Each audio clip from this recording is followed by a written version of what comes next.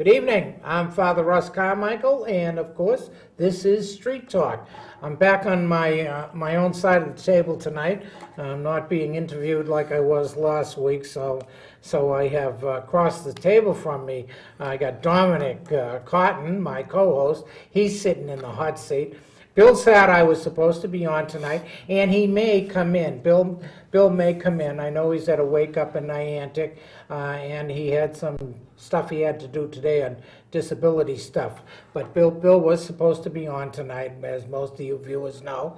And if he doesn't make it, I'm allowed to send his condolences to everybody, and he's sorry that he didn't make it. And we were going to talk about the campaign that he ran. He wants to make sure that all of us that supported him vote for Betsy Ritter. Okay, we're all Democrats, and we went out and we tussled and hustled, and and Betsy, of course, won, and now we all need to get behind Betsy. Betsy's a wonderful lady. It was a real tough kind of, a real kind of tough primary because I love Betsy, and here we go. Right away, our first guy right here has got, good evening, how are you? What? Hi, Father. How you doing, Ray? Back up, lower the TV. All right, okay, that's a man. Father didn't get a chance to even say hello to you Who's yet. Lower the TV, Ray. I know. You gotta lower it. You gotta lower it, okay? I know. Okay, okay. Who's the guest? This is my co-host, Dominic Cotton. You've met Dominic before. We switched sides, that's all right. I said hi to you last week. I made sure you knew we were on. You are too. Yeah. Hey, You doing okay? you're a good guy too. Yeah. You doing okay, Ray? Yeah. Okay. Bobby said hello. Okay. Bobby told me I'm doing very good. Bobby told me to make sure he said hello. And you're doing good? Okay. I appreciate you calling, Ray. We'll talk to you soon, Ray. I'll talk to you soon, okay? Hey, Father. Yeah. How's Bob doing? Bobby's doing good. How's Bob doing? He's doing good. He said he said hello. I want to call, see how you doing. He's doing okay. Yep. Yep. Okay? You got a nice guest tonight. Ah, thank you very much. Okay? Good night. Good night, Ray. You We'll talk to you take it soon, easy. Ray. I'll talk to you soon. Okay? All right. Ray's a great guest. Obviously, we all from New London know Ray. We know Ray well. And again, Ray, Bobby said hello. He told me to say hello, and I know Bobby's out there watching the show with Darren right now. They're watching the show. So hello. The other thing is I was talking about Bill Satt. Bill was supposed to be on. I know he's jammed up with a wake up in Niantic. And again, all us, the voters that supported him, he asked that we all, of course, support Betsy Ritter. And of course we will. We love Betsy. And I hope she's going to be on. We're trying to get in touch with her to get her on the show over the next month or two. But what I got right across from me now, last week, Dominic had me in the hot seat. Okay, so when I talked about my background and everything else like that, couple of things I want to talk about with Dominic. The one thing and the most important thing right now, it's going viral. It's all over Facebook. Yep. You're on the news. Michelle, your wife, and your son, Mickey. Yep, Mikey. I want Mikey. What do I call him? Mickey? Oh, my God. Mikey. God bless. Mikey's going to kill me. I love you, Mikey. Okay, honey? Tell us what this is going. Over 1 million hits. Right. Well, first of all, I got to say, Father Russ, back in the saddle again, as Aerosmith like says. It's going to be a strange to be on this side and then go back to that side there, I'm sure. But no, we were actually, my wife, and this is purely by accident. Of course, that's how all these things end up going viral anyways. She was up at Mystic Aquarium last October. She was, because this was the halfway point, she was meeting somebody that she's been involved with through a support group for my son. My son has a genetic disorder. It's called fatty oxidation disorder. And unfortunately, what he does is he doesn't process fats, so he can't go long periods of time without eating. So we met up with another family that's in the Boston area, and Mystic happened to be the halfway point between the two of them, and they met up at the aquarium, and Juno, who, if you live in this area, I'm sure you've probably seen him because he's quite a famous little actor from the videos that have been shot of him doing the mariachi band, kind of like bebopping his head around. Mystic Way. Right, yeah. So he came up and he was teasing the kids, and he did this like 2 or 3 times before my wife took out her telephone and recorded the whole thing, and he went through a whole cycle of, the kids looked away, and then he came back and he opened his mouth and kind of scared them, and they were laughing at the whole thing. So she posted this up last October to Mystic Aquarium's Facebook page, not thinking anything of it. We planned to come up and spend some time with you last 3 days in New London, right, and right. All of a sudden, earlier in this week, somebody found it on the Mystic page and just started sharing it on Facebook, and it exploded. It literally it went within a few days, was up to 500,000 shares. So she put it up on YouTube. And then we started getting phone calls from the Today Show who wanted to air the video, and from Fox News that aired the video, and CBS News that aired the video. And we actually, while we were up here, because we planned to be here anyways. Right. So we came up and we did a whole, we talked to people over at Mystic. Oh, Mystic, right? You did an interview with Mystic? Because they the people from Today's Show talked to them and let them know, and they did a behind the scenes with Juno the whale. It's the back part of you guys were the so aquarium. busy. Yeah, you guys were so busy, I didn't get to see you. I didn't get to spend any time, I know. So time with you, right? So we actually got to visit with Juno, and it was just this incredible experience.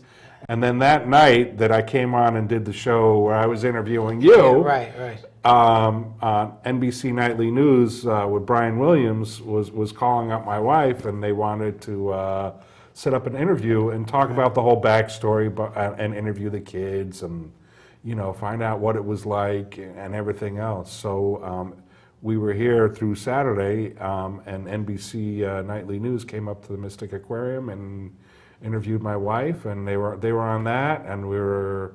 I don't know, this whole thing has gone around the world, so to speak, because we got interviewed by Australian TV before we came out here on Skype, and Tokyo TV, and what the good thing is about this is that you can talk about the disorder. I love the whale, and I know the whale because I'm here. Okay, Juno's famous and everything else like that, and it's a great clip with the kids. And the background stories, of course, is more what I'm interested in, and you don't really get a real good full coverage of what that is. And both you and I are both in the disability field, okay, and we deal with all kinds of disabled situations. But again, this is one of those situations that is not advertised much. Fatty oxidation disorder. Is that right? That's right. What happened actually up until probably about 10, 12 years ago, they put this on a whole list of things that they test for right when a child's born. And what the thinking was with these specialized genetic disorders where, a lot of them would have died and they would have called it crib death. Right, exactly, right. Because people didn't know about these. So they were able to get them on a whole panel that the state of Connecticut, they test every kid for a whole bunch of different genetic disorders once they're born.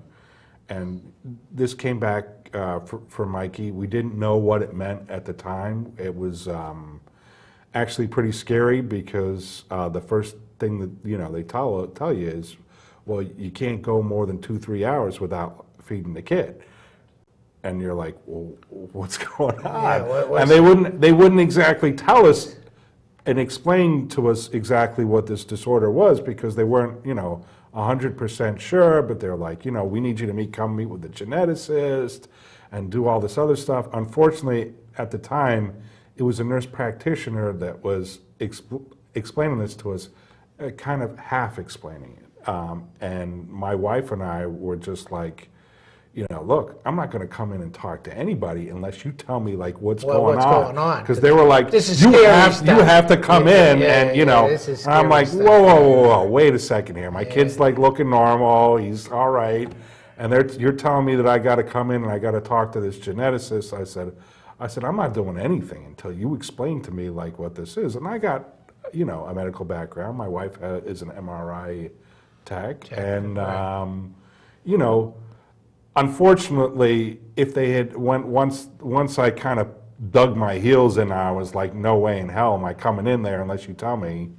Then the geneticist got on the phone and she explained to me, what happened with this disorder is essentially, my son lacks an enzyme in his liver, which allows you to break down fats. Break down processed fat, right? Right. So if he doesn't eat, then what your body naturally does, and the thing that you got to be most careful of with newborns is it starts eating away at muscle.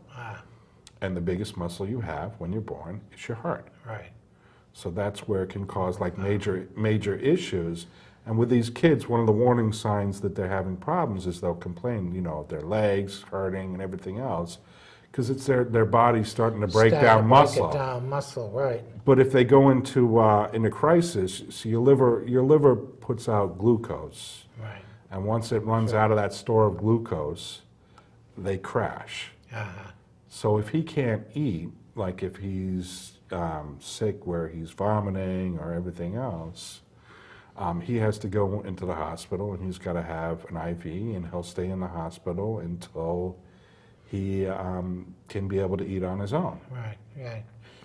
This is a serious disorder, and very few people know about this, don't even know what it is, No. and how many children may have died prior to them really understanding this, calling it crib death or whatever they called it. And now, thanks God to science, we at least start to know about what to do. But it's also, I know how difficult it can be, especially with a child that doesn't understand what he's got. The children don't really know what's going on, and sometimes they don't want to eat. They don't feel like eating. They want to do what they want, and that's not an option with Mikey. He hasn't got that option.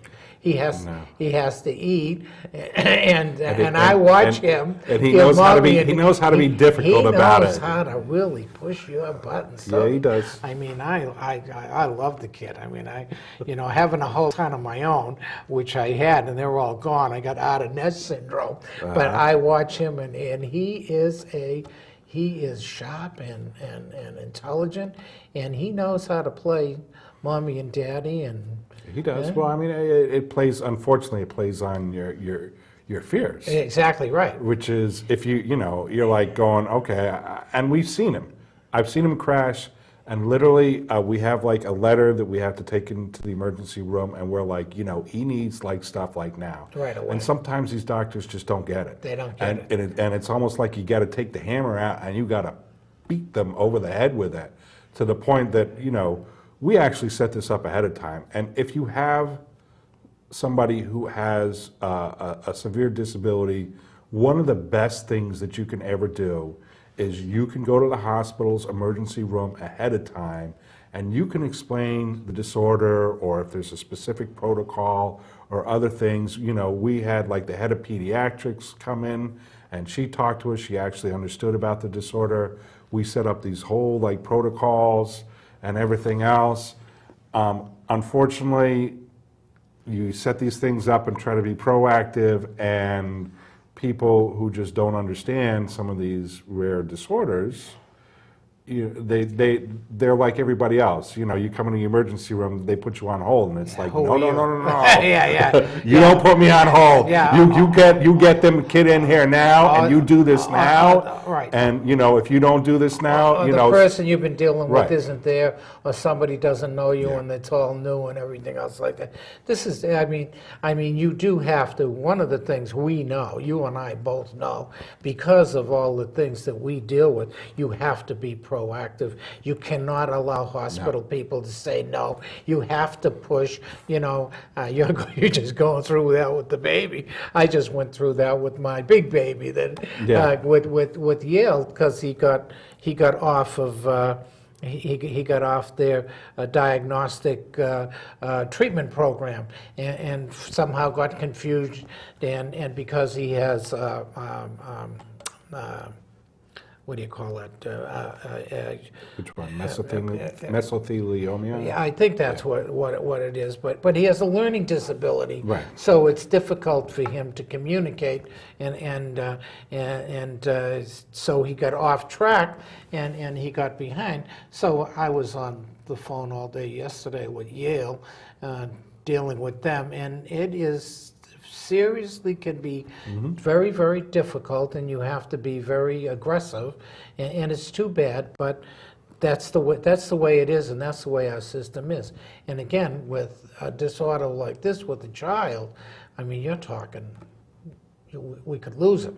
Yeah. Yeah, I mean, that's the seriousness of what's going on, and nobody really knows about this. And so when I saw the Juno and what was going on, I did watch one of the interviews where they talked a little bit Sure. about the disorder and why Michelle and you got together with the other lady and their kids and stuff. I hope that as this goes on, that there could be more background story about this. This is great. For the community that's involved in this, and they are very interconnected through the internet, and you know, there's loads of people, and they give ideas, and obviously, the more you have somebody else's experience in dealing with this, especially as the kids get older, and helping like new people out with this when they first hear about it, it really helps. I mean, you know, this is a whole supportive community, and you know, I can't say enough. I mean, they're looking at this. This is their, you know, their bucket like video from ALS that's making ALS like awareness coming out. Yeah. And this is what we were really hoping for. You know, for this disorder was that this situation can bring about awareness. Awareness, So that if, you know, other people face this, I mean, like I said, they're not a lot of them. But there are other disorders that go along, and I have to say I am extremely fortunate. Mikey's on the low end of this, so there's like short chain, which means that, you know, he can break down fats to a certain point, but can't break them down beyond that. There's medium chain, which is the other girl that's on the video, Lily, has, and she's ended up in the hospital, you know, 5.5 years old, she's ended up in the hospital for 14 times. And it's, you know, it's not cheap. I mean, unfortunately, our system of insurance, even It's terrible. with everything else, it, you know, it's not as bad. But every time that Mikey ends up in the hospital, it's, you know, $2,000-3,000 out of pocket, and he's ended up in Miami's Children's Hospital because we took him down to go see a Miami Dolphins game, Right. my team, and unfortunately he got so excited, overly excited on the plane, he ended up throwing up the place.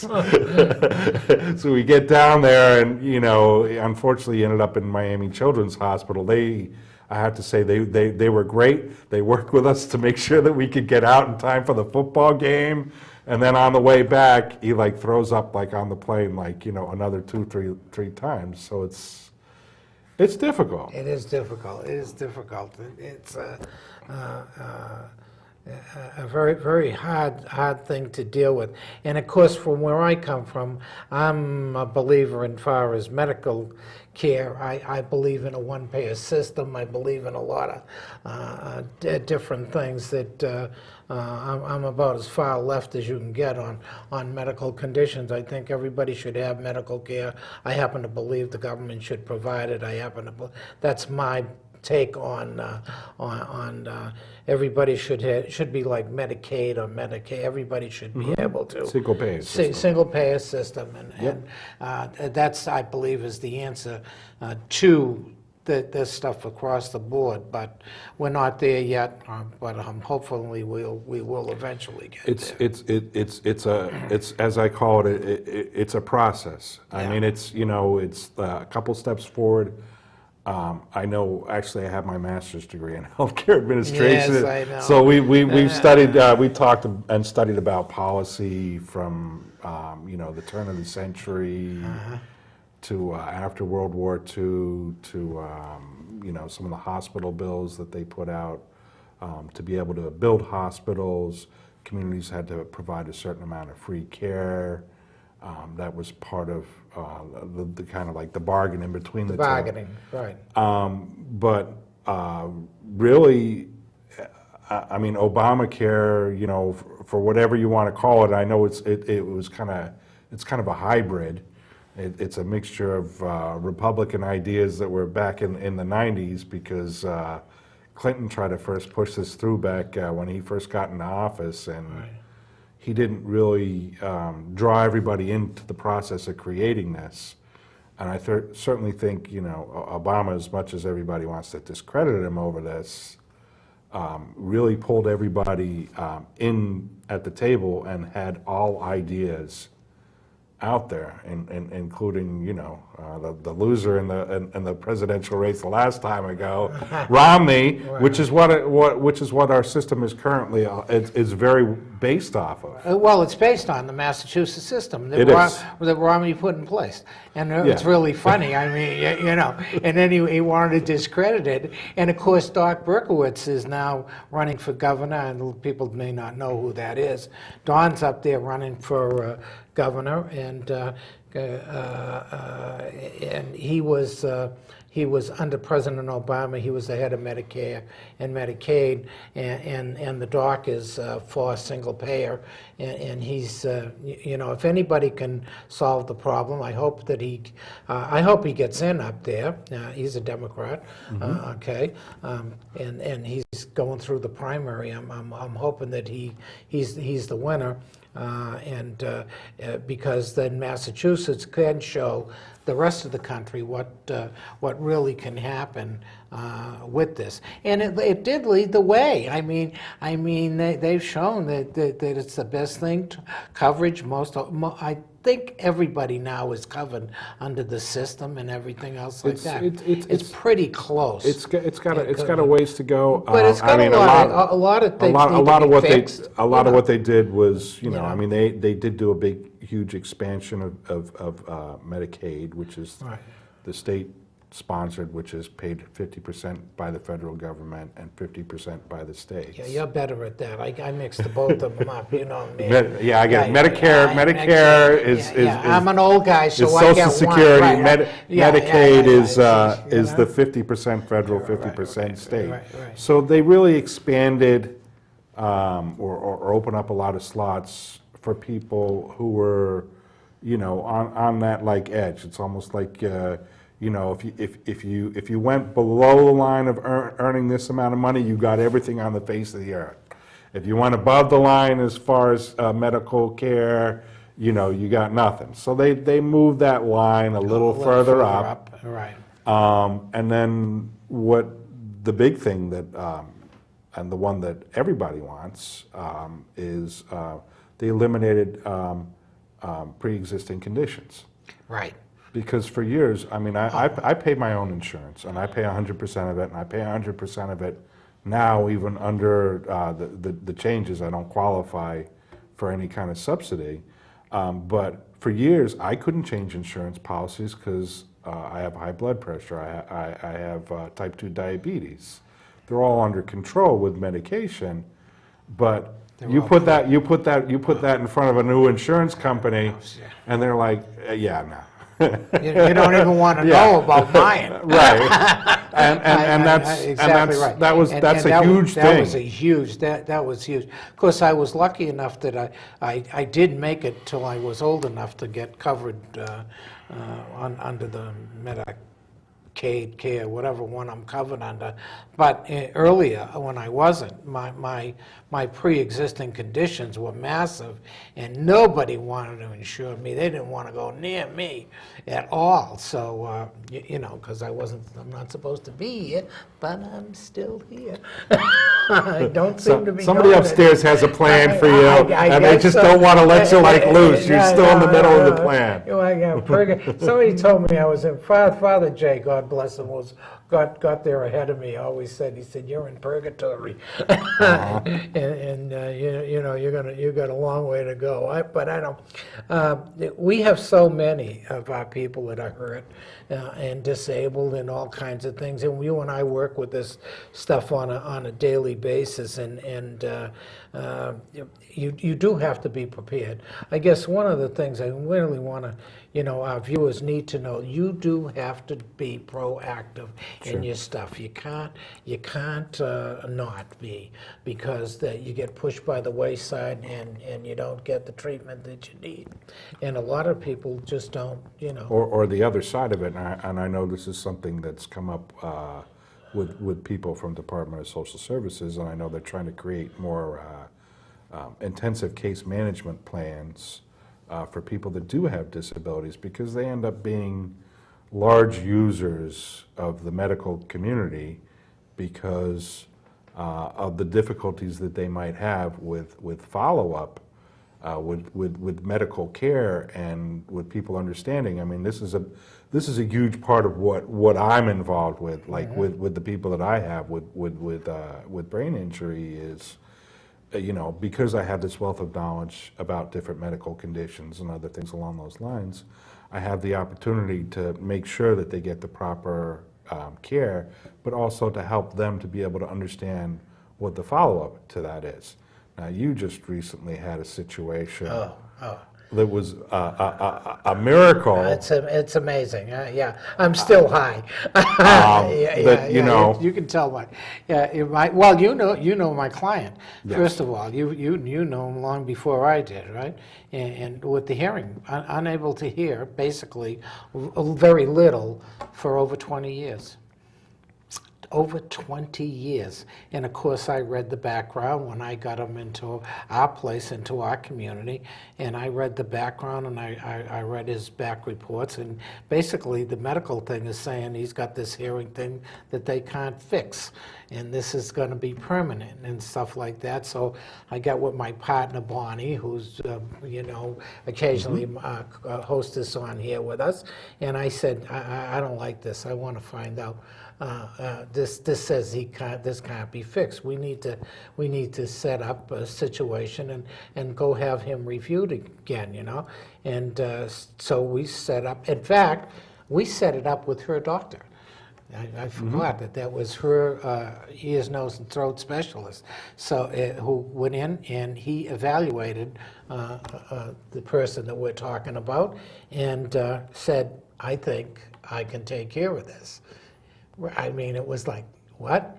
He said, "I think I can take care of this." So we set up the procedure. We're going to do this first, and if this doesn't work, we're going to do the next thing. And then because I was thinking those implants, cochlear implants. Cochlear implants. I knew enough about which haven't been around for that long. Haven't been around that long. So I figured if worse gets to worse, that could happen, and I wanted to see.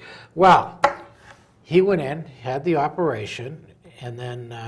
Didn't know if it was all right. And then last Friday, they cleared the air, And when they cleared the air, he broke out in tears, and he could hear. And of course, I got all upset, emotional. It was unbelievable, and he's doing very well. And of course, he's hearing all these sounds now. Of course, you have to tell him what he said to you when he was sitting at the table. Yeah. Come on, let's out with it. When we got home, the doctor was elated because the doctor wasn't sure it was going to work. And so we get home, we get back to the house, and he grabbed me and he sat me down at the table, and he grabbed my hand, and said, "Father, you changed lives."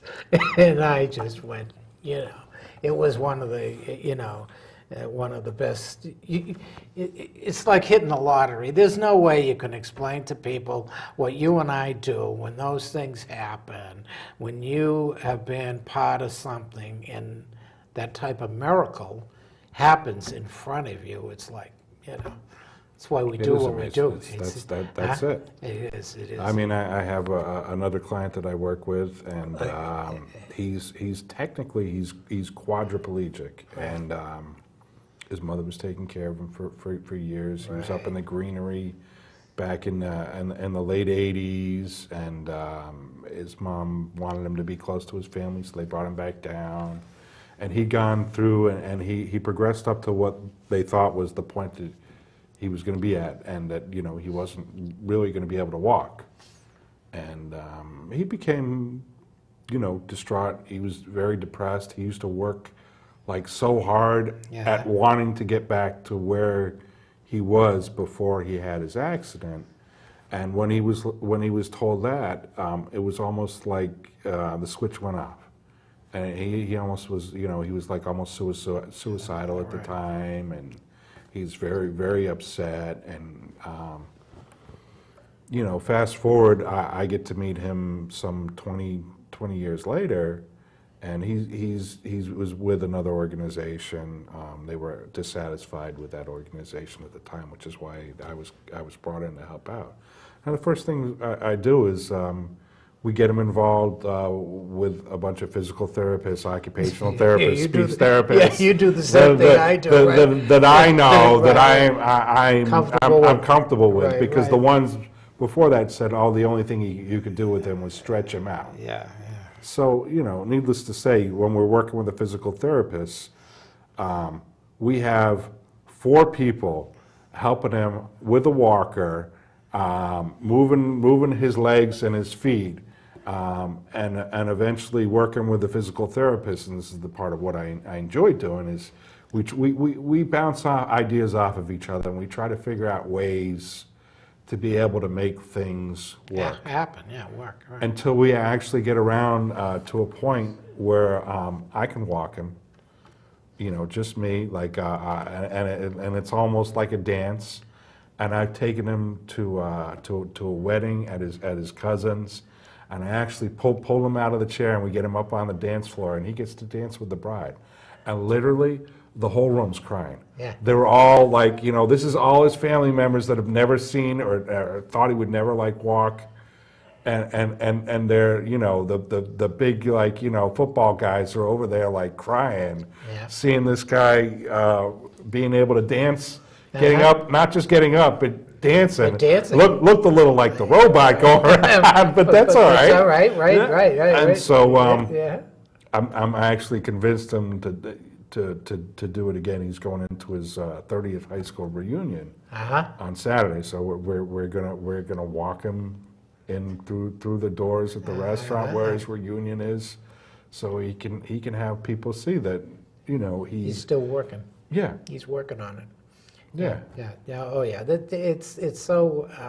It's such a rewarding. It becomes such a rewarding situation for you and I when those things happen, and it also, I mean, for others. I mean, they are. The first thing is my guy is telling, he likes to do advocacy, because they know of others that are in this situation that have brain injury that aren't as fortunate as they are, and so they do help do self-advocacy and stuff like that. And it's for me. It's like, Father, will you teach me how to do this? I will teach you how to do it. You are doing it. When you go and you meet with representatives or senators, and when you show what you can do and what the things you're doing, you are becoming an advocate. And you ought to see the tomatoes I had this year, that all his work, him and my landscape guy worked together and stuff like that, and planted stuff, and the flowers around our place, because he gets up, goes about doing it, and it's amazing. I mean, it's just amazing. And this week was extra special, and then of course seeing Juno. I mean, on top of it, we're talking about some really wonderful things that happened to us. That's again an area where, as you said, the ice bucket, my. Well, I actually did it with my I client. know you did it. You did it. You did it. My cousins. We did it in style. We actually we went to this place called the Tilted Kilt with the girls that are wearing the scantily clad like clothing, and he was in his glory. I saw that. Yeah, on Facebook. and so just so you know, and because this is going up next. Down in my area, we actually called out all our politicians down there. Exactly. So right. and we called them up on the way back out to let them know that I told them I couldn't film it. So they said they wanted me in my dress. They wanted me in my robes and my thing to do the ice bucket thing. I said, yeah, I said I'm too old for that, But yeah, I did catch yours on Facebook, and for those of you who that don't know, that we are Street Talks is on Facebook, and you can get me on Facebook. I'm Father Russ Carmichael. I let anybody who asks, I put them on there. I got over not letting people come on my site. Sure. Even if you're argumentative, as long as you're not too argumentative. Well, unfortunately, out of this whole Juno experience, we got like hammered by the animal rights people that just going crazy over this stuff, and it's look, I don't represent zoos. This is we were taking pictures of our kids. Kids, we didn't anticipate this anything was going crazy. Happen. I know it. It was posted up to Mystic's site so that other people could see it from Mystic. Exactly right. I'm glad it because you know what, I think like anything else, it makes people happy. People see this and they're just amazed by it, and it makes them smile and it makes them laugh. And I think in the world of network news, where sometimes it's just we're talking about all this god-awful stuff that goes on throughout the world. I know it. Anything that can make people smile and happy, and you would think that no, it's a negative world now. It really is. It really is a negative world, and that's what's scary. I mean, the little hopes and things that you can get through and share and everything, it's people don't want to hear it. I'll be honest with you, I half wanted to come on here tonight, and I wanted you to blow up the dummy, and we could put animal activists across the heart of it. Because for as much as they've beaten up my wife over the last week over this whole thing, I'd like to go beat them up, because I mean, clearly, it's you're watching. It's 3 kids are teased by a beluga whale is what it is on YouTube, but you watch this, and it's the whale teasing the kids. You'll see it literally, and the interaction between and this whale is actually it was born in captivity. Born in captivity. It can't be released back out into the wild. Right, because they do an incredible job, with taking care of them. Right. And that's I got to He give. interacts. I mean, Yeah. that whale is brilliant. I mean, and you swear to God that whale knows what he's doing. Okay? Oh, he does. He does. They were talking about it. It's all positive reinforcement Reinforcement, yeah. that he's gotten from kids and like the reaction and stuff. Well, So he was it's- with the dancers Yeah. a few months. I don't know if it's been a year ago with the mariachis. With the mariachi and, band, and, yes. and the guy had the hat. Yeah. Because I remember I watched that one, right? Yeah. And the guy has this big hat, and the guy's going like this, playing the. Next thing, the whale's going. Yeah, he's bebopping He's to bopping it. with the. Yeah. Oh, it was fabulous. It's fabulous. Well, you got some people are so myopic into their whatever their issue is, they don't see the greater picture and stuff like that.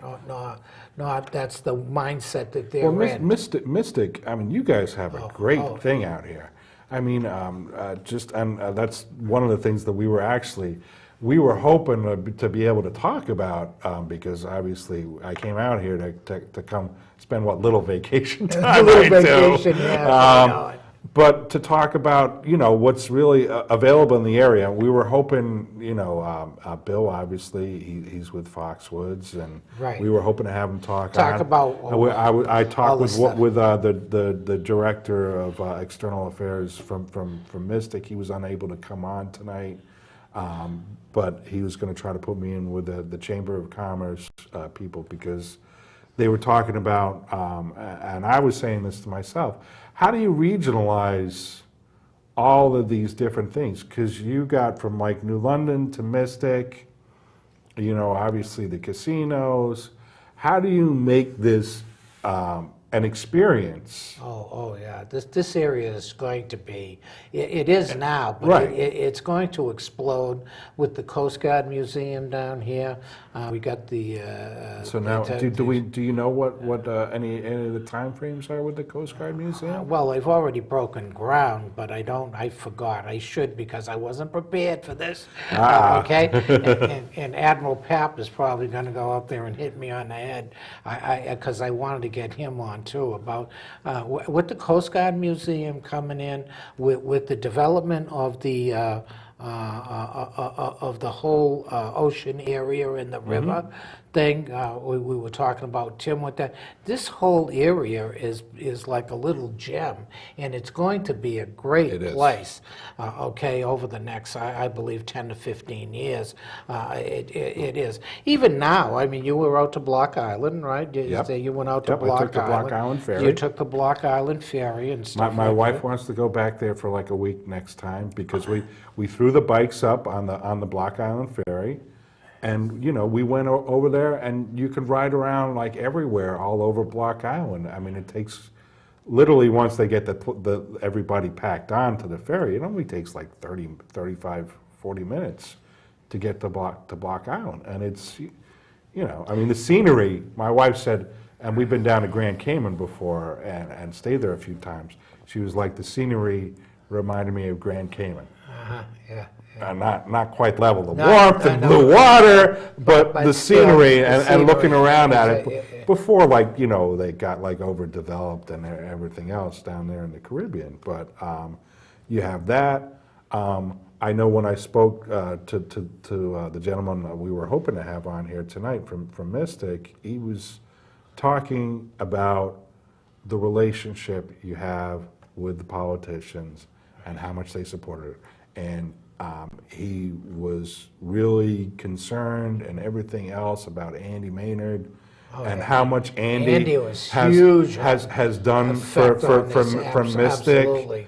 And what he's meant to the area and how key he was, in supporting All of these, this, yeah. all of this, All of the this. deep water ports. Right.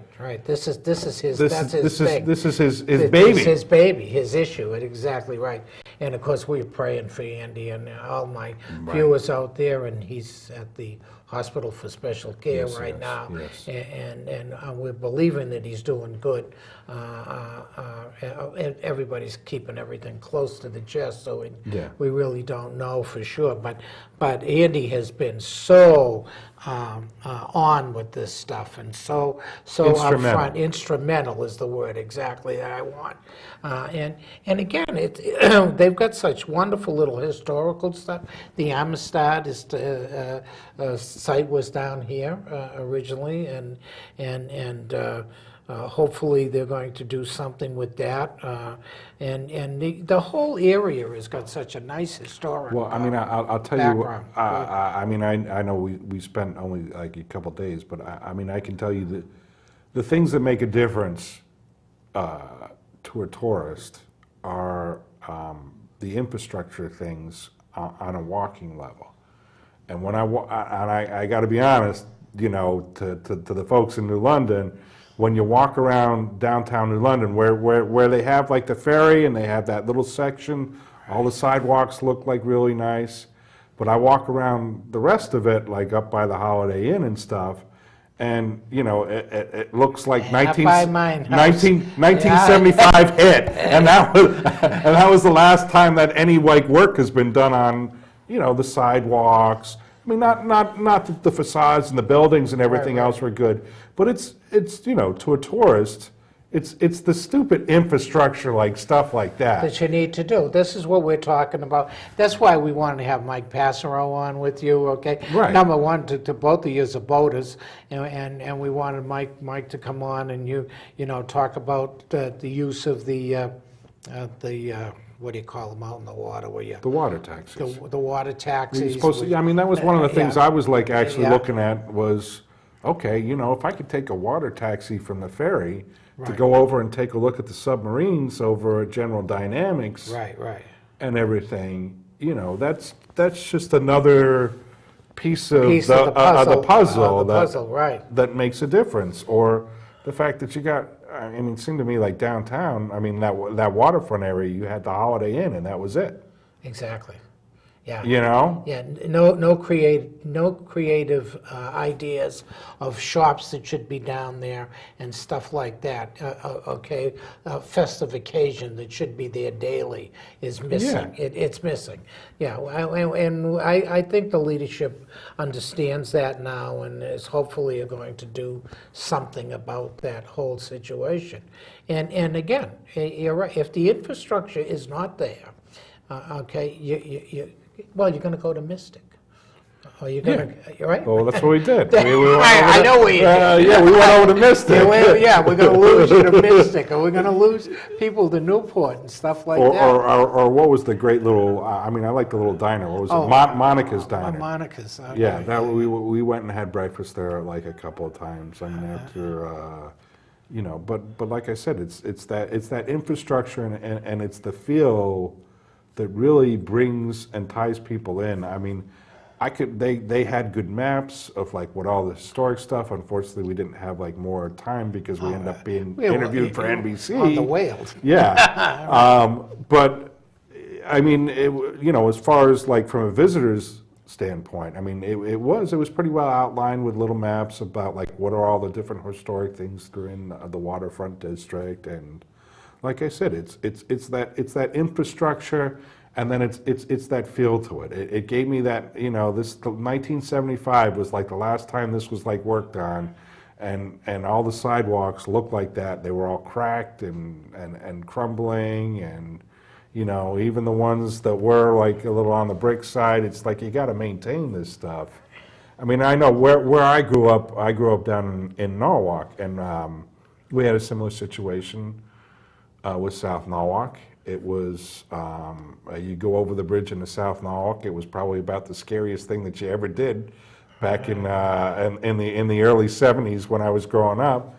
But they started off and they did that. They had that one nice like thoroughfare that they cleaned up, and then, you know, they got their own, the Norwalk Seaport Association, you know, developed like a lot of that area, and you could just see it, you know, it would go out exponentially, and it went further and further until you have like this whole walking area that you know, was really inviting, along with they have a maritime center there too. Right.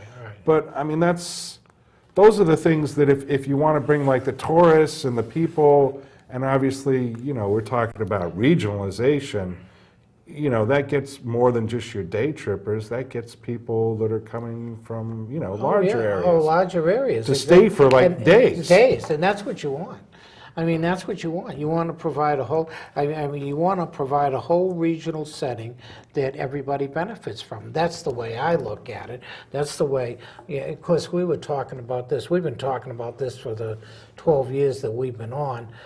You know, my cousin is up in Boston and does the tours with the ships and all that stuff. He's been in the business for years, and we told him years ago when they stopped here, that the argument was the infrastructure of the people that came down and they got off the ship, you know, the thing, and went around, and like the complaints were of our infrastructure. It just wasn't there. It just wasn't there, and so. You know, we have not had the ships that could come in here to New London with visitation and stuff like that. People have to understand you need to have decent infrastructure. You need to build these things. You need to spend the money, okay, to draw people. And if you don't do that, you're not going to get them. And if you don't draw people, you ain't going to make any money anyways. I can't believe that. Look at that, 3 minutes. Well, Boy, see, now these are some of the things that we're certainly going to talk about when Betsy comes on, because right, we this is gotta what talk- you need your senator to be able to do, Exactly right, is is to to bring do these resources Right. to make the region better. Exactly. And obviously, Bill didn't get here, and obviously, invitation, Betsy, I've been trying to get you, so we want to get Betsy Ritter on, and as Bill said... Don't make me come have to hunt you down, because I'll find a way to get in front of you anyways. Yeah, exactly right. Dominic Cotton is my legislative aide, and he gets everybody for father. That's right. Consigliere, who can find you wherever you are in this state. But you know, Bill, I want to make sure, okay, that my viewers know, Bill, you know, it was a primary. That's the way we do stuff. That's the way the party does stuff. The party's back together. Bill wants to make sure that I tell all the voters, okay, you need to get out and get behind Betsy, and you know, that's what we're going to do. All our people are. It was a respectful race. It was very respectful. respectful. Yeah, exactly right. Yeah, I'm the one who's always edgy. Edgy's a good word. Edgy's a good word. And then we're going to talk about 1199 and the problems with the union and stuff like that. We've got that kind of stuff coming up. Sure. Okay. I'm going to. Unless you want to say something. Well, I was about- going to say Go ahead. next week we have two representatives from down in my area. James Maroney, who's actually my representative, who was very helpful in everything with the brain injury stuff that we did last year, and came out to my house, as well as Paul Davis, who's been in the legislature for 10, 12 years now. And so they're going to be coming on next week to sit down with Father. Well, we should have a great show. And you, okay? God bless you all. I want to say thank you for all my viewers. We can run the street. Mary, bless you. She takes care of us. And see you next week. And all of you, pray for Andy Maynard, please.